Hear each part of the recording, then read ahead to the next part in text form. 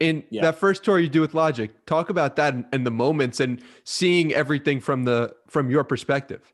It was wild. It was like, I always say, like, I had the best sideline view, right? Because I wasn't the number one and I wasn't the artist, but I was always had the access. And Mm-hmm. what was it like? It was nuts, right? We would wake up, and we would do these 8-hour drives, and it was usually me, Logic, this kid Sladro, who was part of the crew, and then either Six, his producer, or Gravity, his videographer, in the Nissan. To be honest, Logic was working a lot of the time. He would rap over other people's beats. He would, he would play his new stuff and critique it. And I would just be in the driver's seat, taking it in, and prepping for the show. So you used to have to advance the show. So you would call the venue and say, hey, we need X amount of parking spots. We need X amount of food. This is what we're bringing equipment wise. We would get to the venue at around like 3:30 or 4 the day of the show. The show would start at 8. Somehow it always worked out. Like, that's the crazy thing about touring. It's like, no matter what happens, the show still happens. Like, you could lose everything.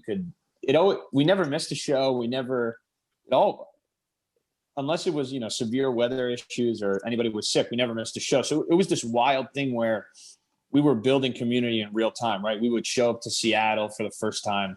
I remember the venue was the Crocodile, and Logic had met one of his biggest super fans there.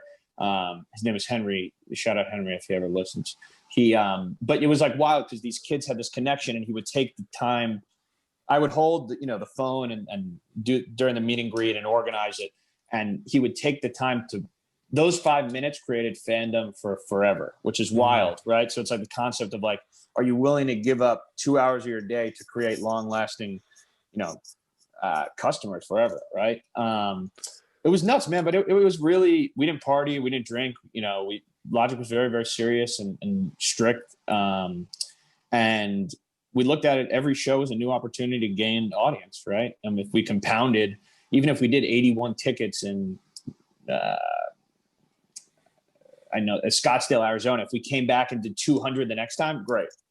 So then That's a win. 200 turns into 400. And then before you know it, you're opening for Kid Cudi at an arena. And then before you know it, you're co-headlining with, G-Eazy and Yo Gotti and YG at the amphitheater. And then before you know it, you're playing the arena yourself, right? That's a 7-year journey, but that's the journey and the route. So when did you come in? At what part of the journey? Was it I came year in 3? After, no, Chris had started the company. I came in, Young Sinatra 1 had just dropped. The first Logic mixtape, I think.